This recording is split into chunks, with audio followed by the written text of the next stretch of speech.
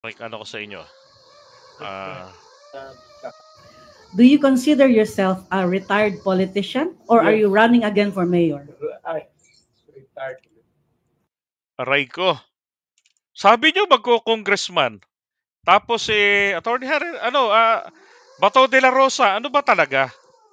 Pinaglololoko nyo si PRRD. Sabi mo, si PRRD daw ay ah, baka tumakbo kasi ng mga nyo sa partido ninyo. Tumakbo na senador na naman. Nung nakaraan, nung nawala doon sa survey, magko-congress na lang. Di ba? Ibinabanta dati rin ni Pangulong Duterte, di ba?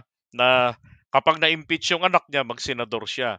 And then later on, mag-congress kasi laglag sa survey. As in, talagang hindi pumasok man lang sa survey ng Okta Research eh. Di ba? Wala man lang sa top 13. Tapos mag-congress na lang. Okay. Oh. Ngayon, ang bago namang nating narinig kay Bato de la Rosa tungkol sa ICC pag nagtuloy-tuloy ang investigation, magsesenador. Alam niyo, ito lang ang pinagtatakahan ko eh. Ha? At masasabi kong hindi po talaga karapat dapat iboto maski ng mga Davaoenyo. Bukod sa tamad yung kanyang, pangit po yung performance niya nung mas bata pa siya. Nung 1998 hanggang 2001 na nag-congressman pala siya. Ngayon, tinalo pa ho ni Robin Padilla. Si Robin Padilla nagmo-motion, nag-I move eh. Siya talaga po base sa archive, wala raw po talagang ganun. Oh, mahigit kalahati lang ang pinasok niya, dami ng absent. Sa dami ng nasa 60 mahigit yung panukalang batas at yung mga ibang mga joint ganun. Pero ang naipasa, holiday lang. Tapos magsesenador. Alam nyo kapag ipinagbabanta po ang isang bagay, hindi po ba kapag nagbabanta tayo, ibig sabihin, merong hindi magandang epekto? 'Di ba? So bakit ipinagbabanta na kapag ka ganito, ganyan-ganyan, magsesenador ako, kakandidato ako? Ano yun? Ibig sabihin, pipestehin ninyo yung Senado o yung Kongreso? Ibig sabihin, hindi magiging matino ang politika pagka nandun kayo. Oh, nandun si dating Pangulong Duterte, gulo, magkakagulo. Ay, anak ng baka. O yan, malinaw po. Dan Pablo, sinabi niya. Oh, retired. Oh, balikan natin. But you said that in Wala 2016, na ako. Wala na. Oh. filing of certificates of candidacy. Do you consider yourself a retired politician or are Yes. you running again for mayor? Ay, retired. But you said that in Wala 2016. na ako. Wala na ako. I'm telling you the truth. Wala na ako. So who will run for mayor? Your son again? I don't know. I really do not know. Oh, pati pagka mayor, ayaw na rin. Wala na ako. Ayaw na sa Congress, ayaw na sa Senado, ayaw na rin ng mayor. Wala na raw talaga. Ano naman kaya bukas? Hindi ko na kaya. Yun. Ako, I can only answer for myself. Alam mo, Carol, kasi ginusto ko man. Hindi na kaya ng katawan ko. Alam nyo, ako naniniwala, sabi ko nga dating presidente, dapat po magsilbi na lamang silang inspirasyon ng bansa. Huwag na nilang sausawan pa ang pamumulitika because they're done. Nakuha na nilang pinakamataas na pagkakataon para pagsilbihan ang taong bayan. Lalo na kung ikaw ay minahal ng taong bayan, dapat hanggang doon na lang enjoy life and then maging neutral na at maging makabayan. 'Di ba? Maging balanse ang kanyang mga payo. Hindi yung ganito. Sausaw dito, sausaw pa rin doon. Oh. So rito, he's done, sabi niya. Ay, ito lang ang problema. Itong si Apollo Kibuloy, ayaw lubayan si dating Pangulong Duterte. 'Di ba? Napapakinabangan nila sa views sa SMNI eh. Bakit hindi na lamang nila pabayaan siya na magpahinga? I-enjoy ang buhay. 'Di ba? Bakit kailangan pa na ginugulo yung tao? Alam naman po ng SMNI, pag ito nagsalita, anak ng baka, puto maya, puto bongbong ang aabuti natin. Oh, ang saya-saya nila sa ganun. 'Di ba? Akala ko ba maka-Diyos? Oh. At hindi, why do I have to make some pretensions here?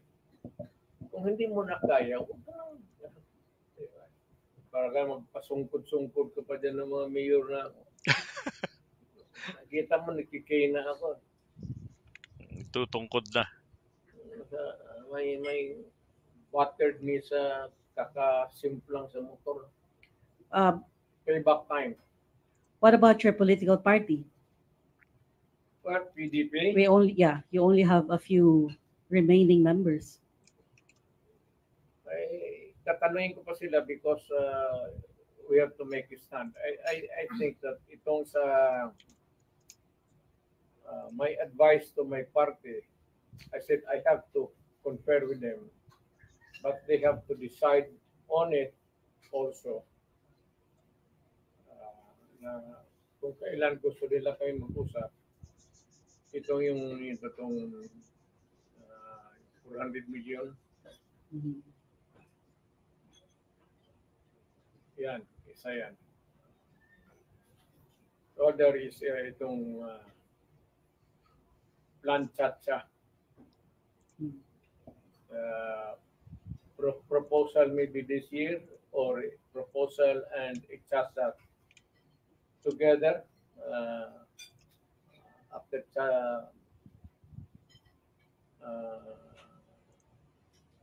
hindi ako sangayon. We have a good constitution. There is absolutely, I find it in perfect condition, absolutely nothing wrong with it. With this present constitution? Yeah. Ano palitan nila? But you wanted to change it to transform the country into a federal state, di ba? Federal government That, in 2016. yun ang Okay. Robin Padilla, pasok.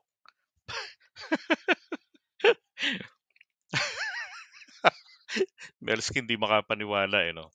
Ito sinabi na mismo ni dating Pangulong Duterte, he is against to Chacha. Akala ko ba Robin Padilla?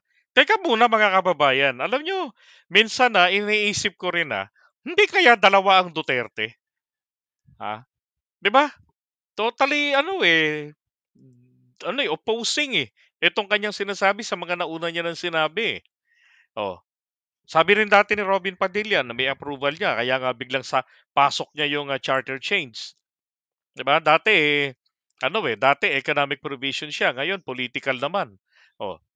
Ngayon, ito naman po, sinasabi niya, he is against to charter change. Okay, yung mga sabik na dun sa Pulburon video, kung ano reaction niya, maya-maya po, panghuhuli natin yon. Susundan natin tong video na to, baka sabihin nyo in-splice natin ng todo-todo, inedit Okay? Para dun sa mga iyakin. Ngayon, ito, sabi niya, no to Chacha. We have a good constitution. There's nothing wrong with it. Ano, papalitan mo? At yan po ang advice niya sa kanyang partido, ang PDP Laban. Robin Padilla, baka gusto mong magpalit ng partido. ano ko. That when I was president, I tried at that time na baka kaya kong mag-ano ng problema for the purpose of discussing or maybe creating a federal government. Hindi yan to perpetuate myself in power or to extend the term of office because you're only limited to one. Nothing of that sort. Mhm. Yun ang ano ko. It was a little bit higher, a noble one. But you failed. Kasi- Whatever happened to that federal dream? Because it was always Correct. suspect. it was fraught with suspicion. So, Mhm. sabi ko, ayaw rin nyo, di ba? Ito lang naman akin, ito para lang ito sa bayan. Mm.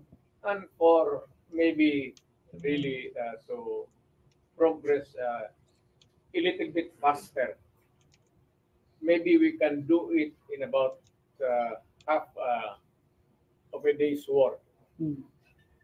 What would it take you for a day, the whole day to do it? Baka magamit natin ito sa ilang oras lang. Or if it is a month's time, maybe half of the time we can do it. Yeah, since Parang ganun lang yun. well, this is the first time that you're meeting actually with the Davao media since you left the presidency. Okay. So, ayan na, maliwanag na po dyan. Ayaw po ni dating Pangulong Duterte ang charter change. Nako. mukhang may maguguluhan ng utak dito ngayon ah. Next naman po natin, ito naman, reaction video po niya. Reaction video. Reaction niya po sa yung mga videos po, yung mga pinakakalat tungkol diyan sa yung withdrawal of support daw. Okay? Ng mga I was ng mga retired. Retired po, hindi po retired ha, retired na mga general.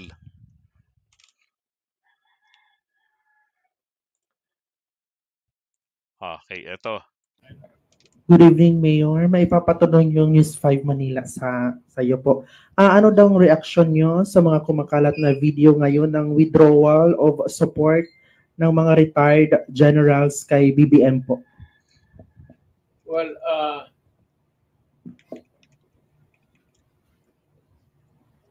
I cannot answer you because I do not know how many generals have withdrawn.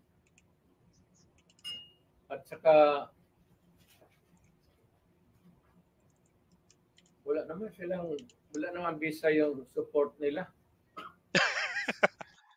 Alam niyo, totoo naman talaga yun eh. Wala namang visa yung support o yung withdrawal of support nitong mga retired generals kahit na tigpo 4 stars pa yung mga yan, wala na silang epekto. 'Di ba wala na sila sa chain of command. Oh. Ang sabi nga niya rito support na lang sila. Simpatya ng Yeah, yun ang simpatya. active ang medyo delikado. Tama.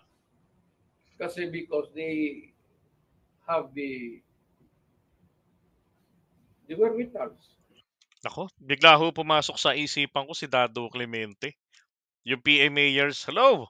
Ito malinaw po rito sa sinasabi ngayon sa Laglagan Talk ni dating Pangulong Duterte. Ito pong mga retired. Okay, retired generals. Ito naman pong inginangalngal ni Dado Clemente. Na akala mo kung sino kalakas-lakas manakot. Nako po, mga PA mayors daw po. Hindi ba't may balita na ring lumabas na siya mismo, dumistansya sa kanyang trip etong mga kabatch niya pa mismo. Unang-una, bakit mo nga naman ba pagkakatiwalaan yan? Hindi naman yan tumagal sa labanan. Siya ang pinaka-core commander ng batch nila sa PMA. Siya yung pinaka-ace. Natural, pag-graduate niyan, mataas ang pwesto niyan. 'Di ba? Tenyente ka agad yan. Ngayon, kapag alam ko, tenyente, first lieutenant agad eh. So, ang kasunod po nung kapitan, isang promotion lang, nag-resign. Bakit ninyo paniniwalaan yan na ganong katapang? Di ba?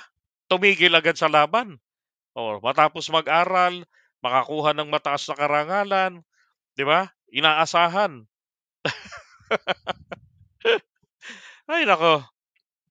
Eto yun yung mga estudyante lang, mga retired mga dating PA mayors. Kay Eric, yung mga supporters ninyo. Eto, binabanggit ni dating Pangulong Duterte naman, yung mga retired talaga na mga general. General na to hindi po kapitan lang, walang silbi, walang wenta ang kanilang support. Kasi wala naman silang pwedeng bitawan eh. 'Di ba? Kung hindi yung personal support lang nila. Now, the question is this. Do they really supported? Or are they really, di ba? Were they really supporting the Marcos administration? Di ba?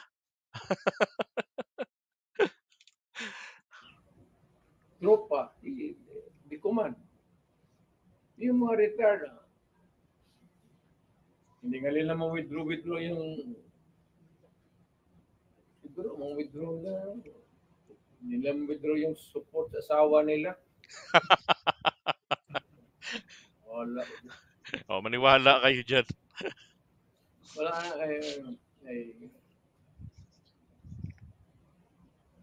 Alam nyo, granting, yung mga sumuport dito sa kanya ng mga tao, no?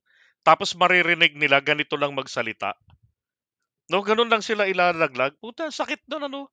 Yung to the point na handa kang makulong, handa kang, tawag dito. Kasi makukulong naman tong mga to for the meantime. Tapos, papalayain niya pag napabagsak si BBM, di ba? Tapos, ipapardon. O kaya, ng anak niya. That is what they're hoping for, eh. Yung sakripisyo nila na makulong, mag-DSTAB, 'di ba? Ang problema, ito ngayon, bakat narinig lang yung AFP at PNP. Ito palagay ko lang naman analysis ko lang ito. Biglang nagsalita. Kasi kung hindi po, noon pa yung nagsalita dapat. Sinaway niya na etong mga DSTAB, vloggers, influencers, 'di ba? And then yung mga bulaggers. Kasi dati pa niya sinasabi, suporta ako kay Marcos. Noon pa niya sinasabi yun eh. Pero bakit hindi niya sinasaway? Di ba? Ba't hindi sinasaway? Ngayon. Ngayon lang lumutang. si Randy muna. Okay. So, ito naman, ang